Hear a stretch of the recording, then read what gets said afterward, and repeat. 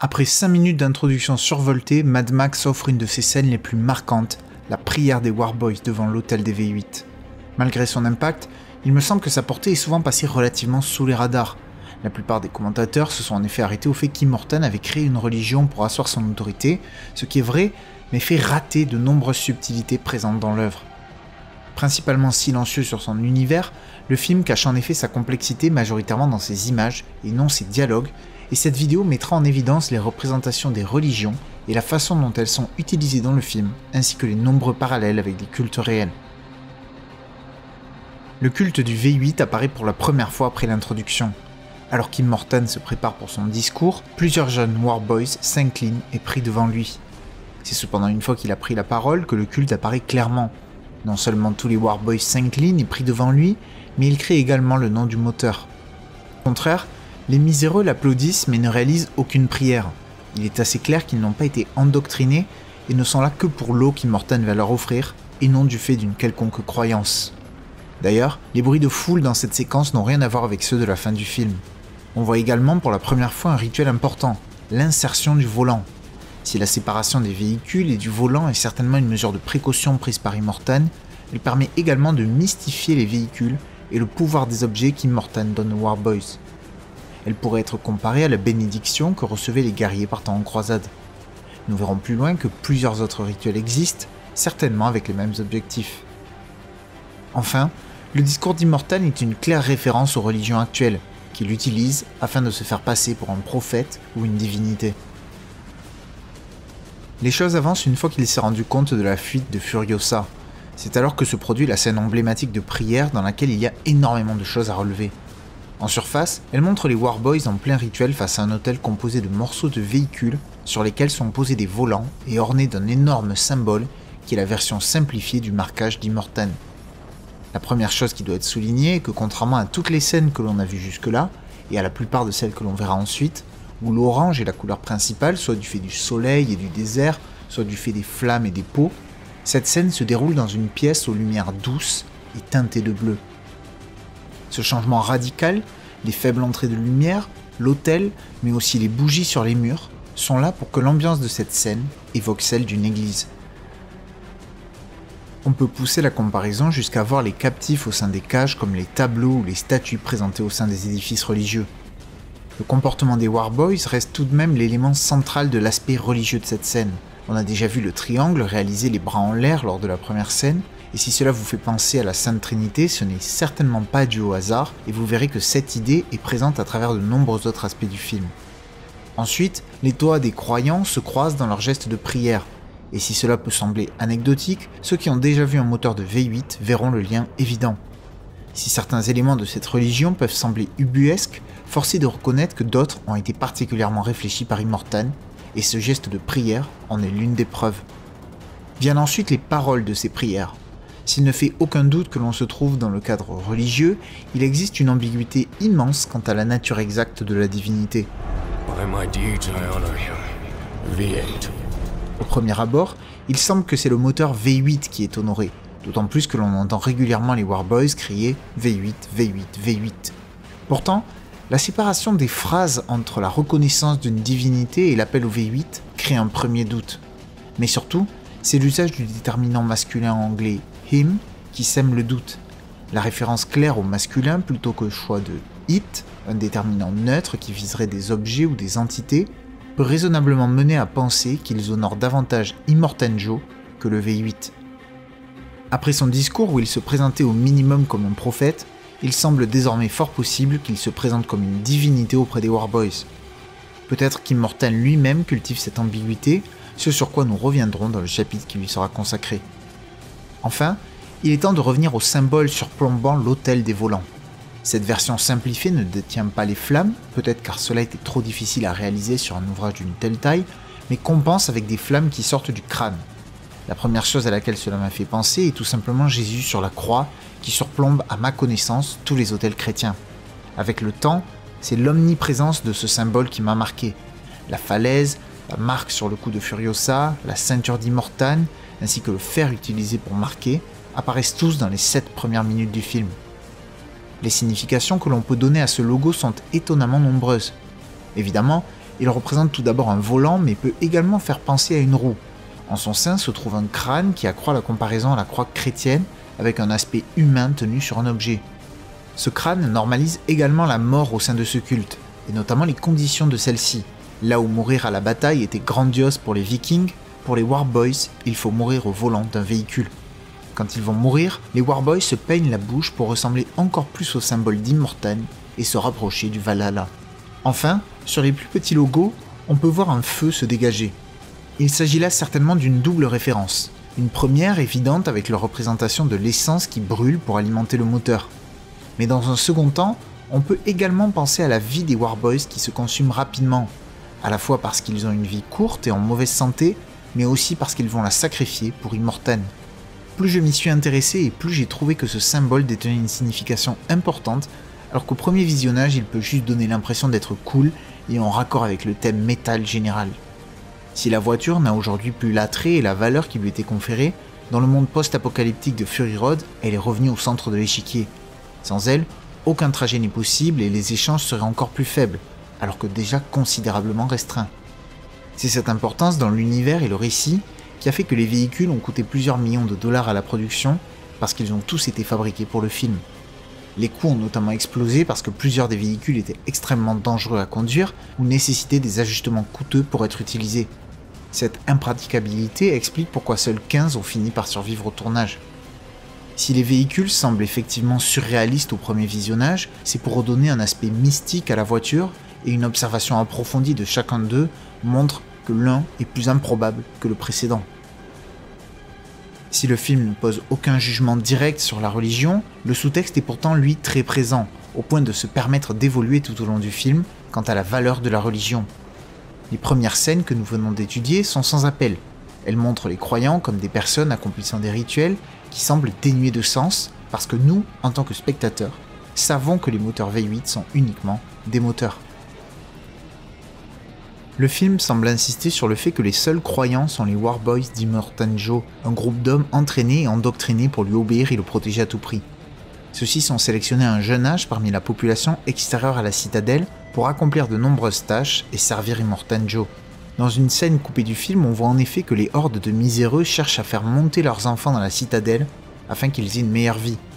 On comprend alors comment Immortan a réussi à réunir autant d'hommes prêts à tout pour lui s'il parvient à les recruter aussitôt.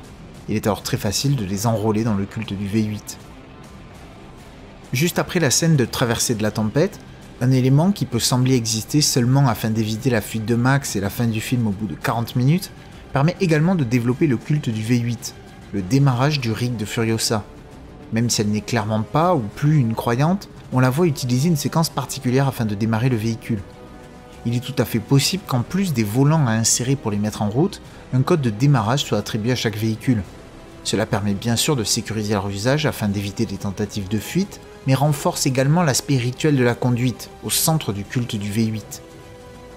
Des expériences ont démontré que des animaux comme les rats ou les pigeons pouvaient devenir superstitieux si on leur faisait réaliser quelquefois des sortes de rituels. Je ne serais pas du tout surpris qu'il s'agisse ici d'un élément supplémentaire pour mystifier la voiture mise en place par Immortan Joe. On voit à 2 reprises en très peu de temps que cette mystification fonctionne. Vers 23 minutes, on peut assister au premier sacrifice du film, qui ne se fait pas sans cérémonie. Alors que l'on pense le Warboy mort, celui-ci se peint la bouche et demande aux autres d'être témoins de ses actes, ce à quoi ils répondent tous avec une grande joie et des prières. Peu après, lorsque Joe regarde Nux, ce dernier croit être touché par la grâce et est prêt à tout pour aller au Valhalla. Il va reproduire le rituel du premier sacrifice du film et dire une prière de résurrection. I live, I die, I live again. Cette résurrection leur semble d'autant plus logique qu'ils sont des Half-Life ou demi-vie. Cet endoctrinement est montré comme encore plus extrême lorsque Joe l'encourage directement en lui disant qu'il l'emmènerait lui-même au Valhalla. Immortan semble avoir eu une certaine connaissance de la mythologie nordique, parce que de nombreux éléments de celle-ci, parfois très précis, s'y retrouvent. Rares étaient les personnages avec des souvenirs du monde d'avant, donc il en a profité pour fabriquer une croyance, mais on voit clairement que les rares à avoir connu l'ancien monde, y compris parmi ses alliés, ne croient pas une seconde à ce qu'il raconte. S'il a peut-être fini par y croire lui-même, certains indices nous montrent toutefois qu'il a monté sa religion de toutes pièces, l'un des plus évidents étant lorsque les Warboys disent qu'ils mangeront du McFeast dans le Valhalla. Pour ceux qui n'auraient pas la référence, il s'agit d'un burger de McDonald's. Nux explique toutefois que tous les héros sont au Valhalla, donc on est quand même dans une reprise claire des mythes nordiques. Si l'on prend davantage de recul, le film lui-même ressemble à un mythe nordique, celui de la Wild Hunt ou la chasse fantastique, qui est un motif récurrent où un groupe d'êtres surnaturels ou de fantômes se lance dans une poursuite. Avec les Warboys qui ressemblent tant à des fantômes et une course-poursuite qui peut aisément être qualifiée de fantastique, le lien n'est pas difficile à faire avec Fury Road lui-même. En réalité, le film allait plus loin encore par rapport au Valhalla au début du projet. La toute première idée de la fin de Fury Road était très différente de celle du film final. Immortan Joe et son armada devaient arriver jusqu'à une immense falaise, révélant qu'ils étaient en fait au bord de la Terre et que tout ce qui se trouvait en dessous était un fond océanique englouti par les nuages. Le porte-guerre de Furiosa se serait alors enfoncé dans les nuages parce qu'elle connaissait la route secrète qui y conduisait.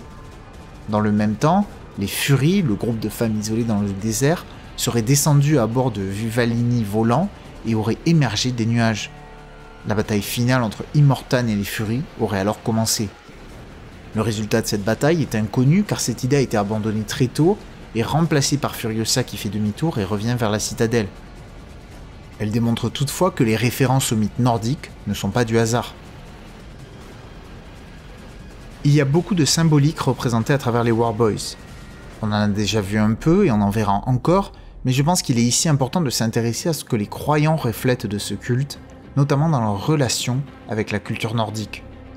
Au premier abord, le lien avec les Vikings est clair, les Warboys pillent et tuent. Leur motivation est toutefois différente. Ils sont des demi-vies car ils ont des problèmes dus aux radiations. Il est clairement dit que Nux va bientôt mourir et a plusieurs tumeurs alors qu'il est très jeune. Leur vie étant de toute façon vouée à être courte, ils se rattachent à ce qu'ils peuvent. On peut presque voir leur souhait de mourir comme positif car ils disparaissent dans le meilleur état de leur vie. Le recrutement réalisé par Immortan fait clairement penser à ce qui peut se passer en Afrique ou au Moyen-Orient, où des groupes terroristes recrutent des enfants avec des promesses de vie meilleure et les endoctrinent pour se battre à leur place dans le futur. Le parallèle dans la scène de sacrifice avec les actes terroristes ou les croisades est presque trop beau pour être vrai. Tout y est, les croyances, la pression de groupe, la volonté de montrer sa force, le sacrifice, la promesse d'un au-delà meilleur. Il y a clairement ici une mise en garde contre les dérives des croyances, notamment religieuses.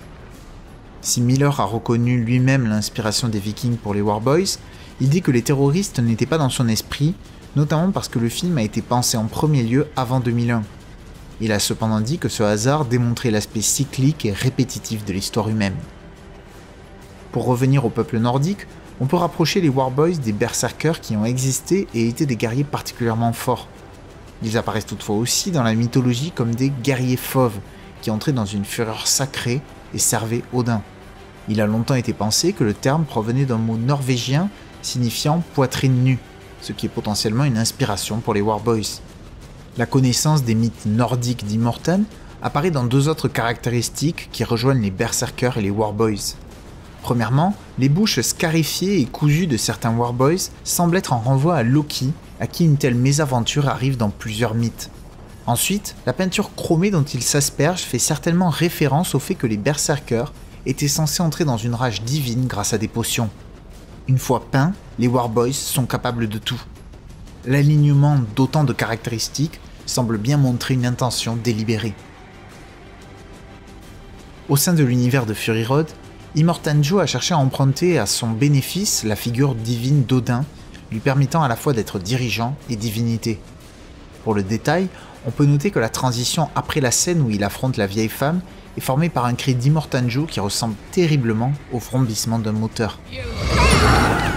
Cela introduit non seulement le thème principal de la scène suivante, qui démarre la course-poursuite, mais également la considération quasi divine accordée au personnage.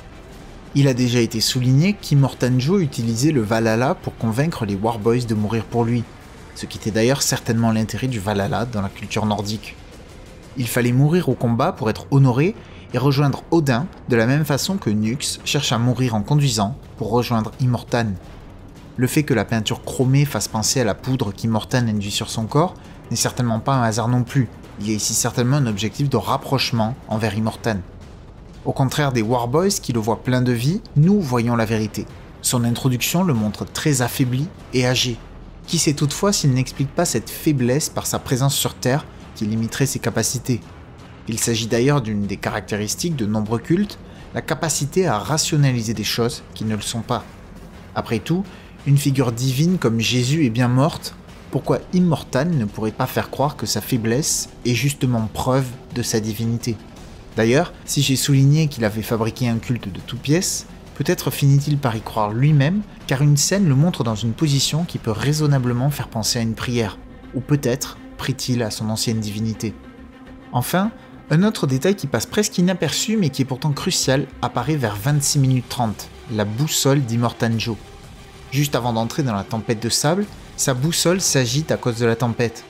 Je n'ai pas le nom du phénomène magnétique, mais les éclairs en son sein sont la source de ce dérèglement.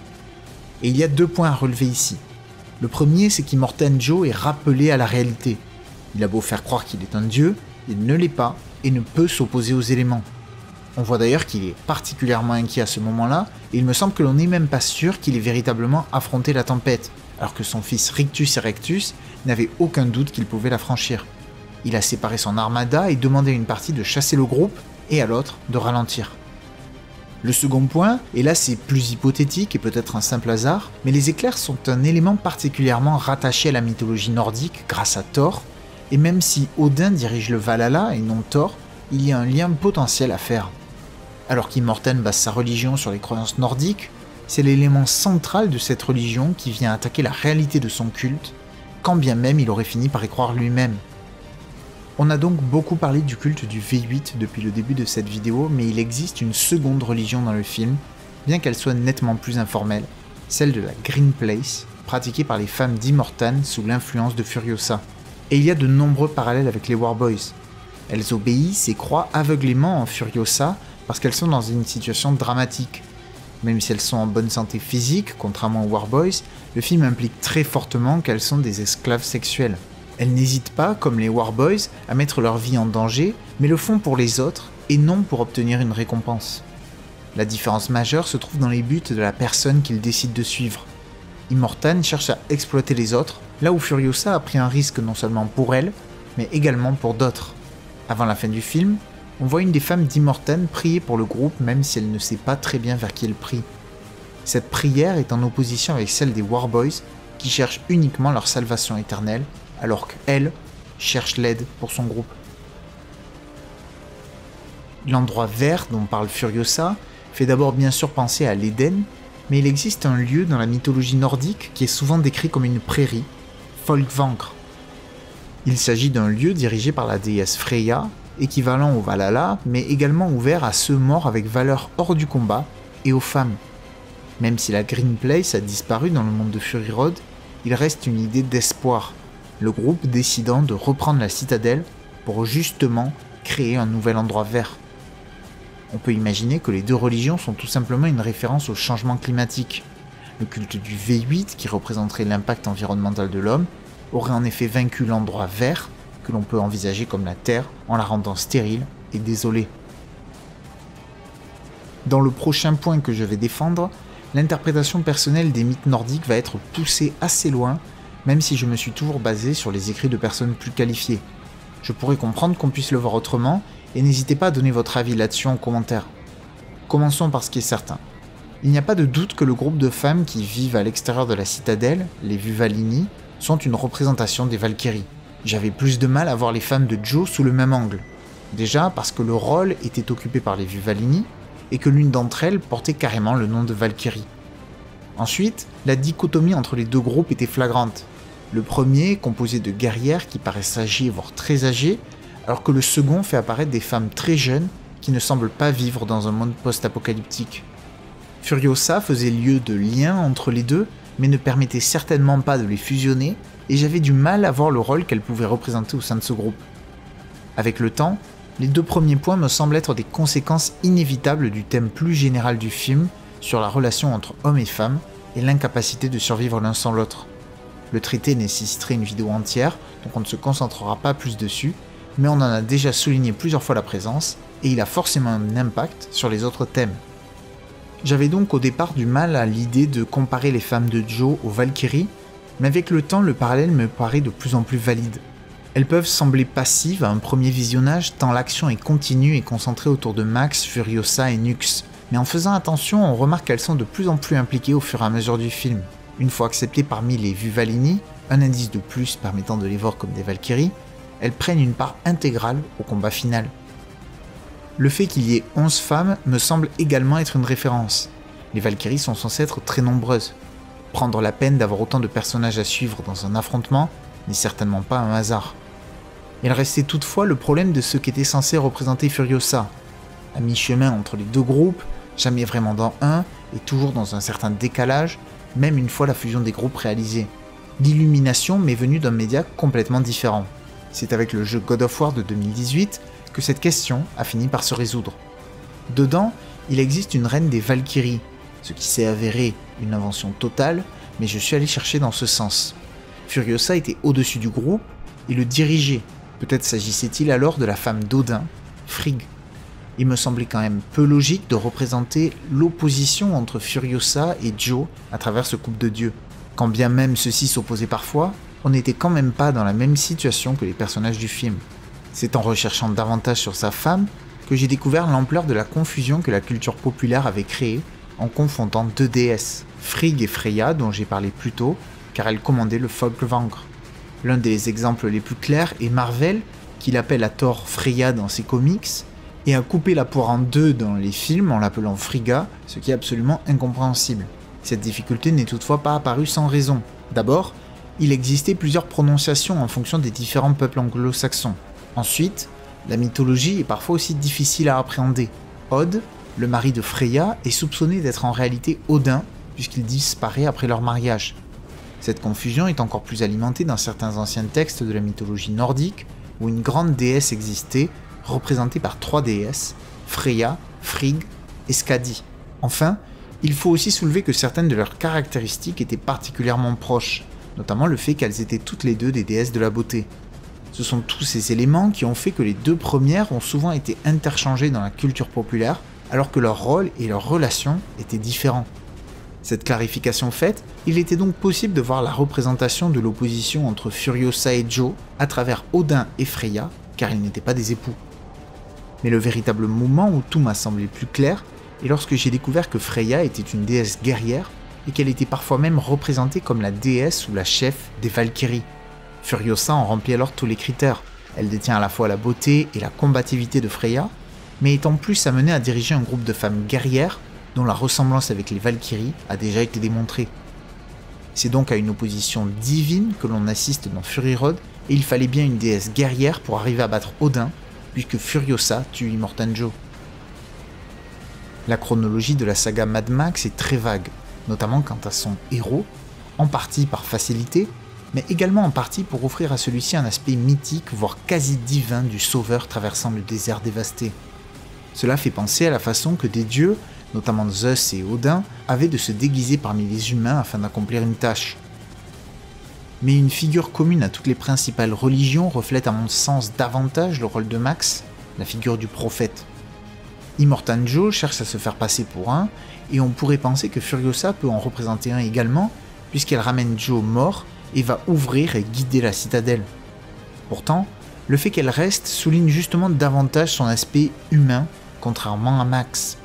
Il me semble correspondre très bien à la figure de Jésus, mi-divine, mi-humaine. Et j'ai été assez surpris de voir cette approche très peu considérée par ceux ayant écrit et réfléchi sur l'œuvre, alors que les parallèles sont innombrables. L'apparence de Max, seul dans le désert dans la première scène du film, avec ses cheveux longs et sa barbe, lui donne déjà une véritable ressemblance.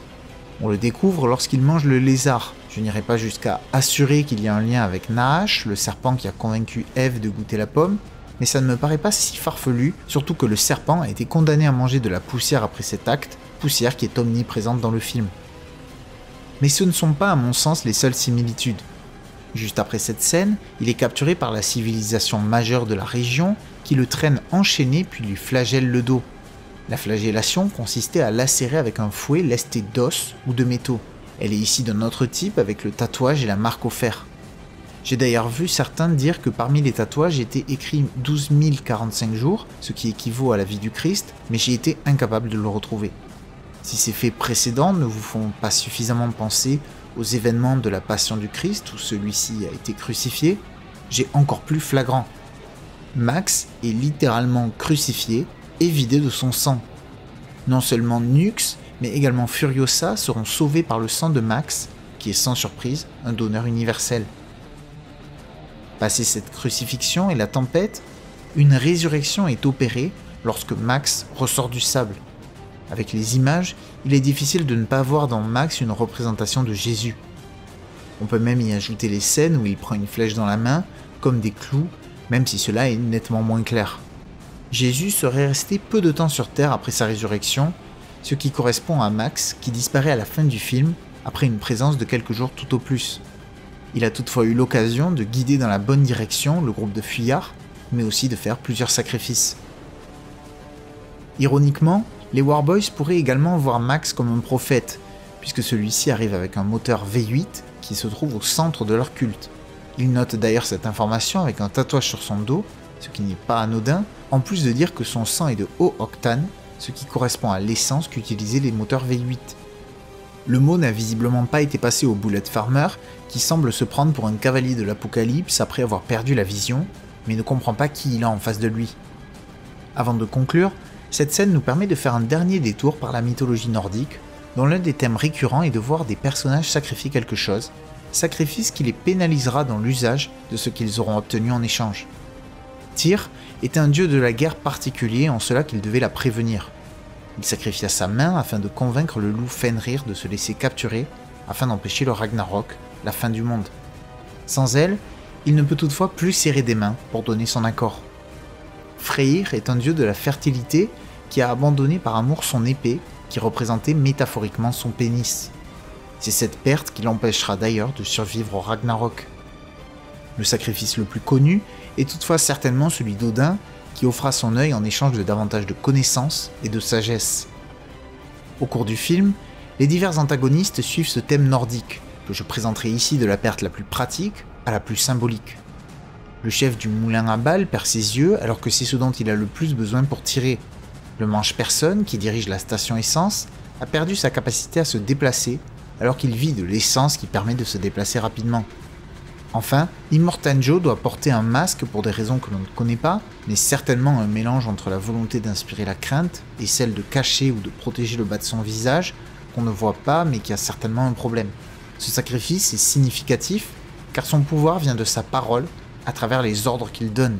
On le voit d'ailleurs obligé dans l'introduction du film d'utiliser un micro pour se faire entendre. À la fin du film, Nux n'abandonne pas complètement sa religion puisqu'il demande au groupe d'être témoin et qu'on peut sans difficulté considérer qu'il meurt historiquement sur la Fury Road, ce qui lui permettrait de rejoindre le Valhalla, car peu ont dû mourir de façon aussi dramatique. Ramené à son essence, la croyance des Warboys est que s'ils meurent pour une cause, ils seront récompensés, comme les Vikings. Ils n'utilisent toutefois pas la peinture chromée, ce qui démontre un détachement conséquent d'Immortan. Alors que ce dernier promettait d'apporter la rédemption au début du film, Nux l'a trouvé dans son sacrifice pour le groupe auquel il venait de s'intégrer. Ce thème de la rédemption se retrouve d'ailleurs également chez Furiosa ou Max, qui avaient chacun des choses dont ils souhaitaient se libérer, Furiosa partant même littéralement en pèlerinage au cours de la première moitié du film. Les multiples aspects divins et messianiques présents dans le film sont alors à nouveau au premier plan quand l'on suit la chronologie du film. Nux a non seulement utilisé le sang d'une figure divine, Max, mais ce dernier l'a également ressuscité après la tempête. Alors que Nux espérait cette résurrection, elle n'est pas venue d'Immortan mais de Max qui l'a sauvé et lui a offert son sang, lui permettant de devenir une figure tutélaire, presque paternelle. Il n'est alors pas difficile de faire le lien avec l'histoire chrétienne la plus célèbre lorsqu'arrive la mort de Nux à la fin du film. Max, un dieu métaphorique, a ressuscité Nux afin qu'il devienne un martyr en se sacrifiant pour les autres.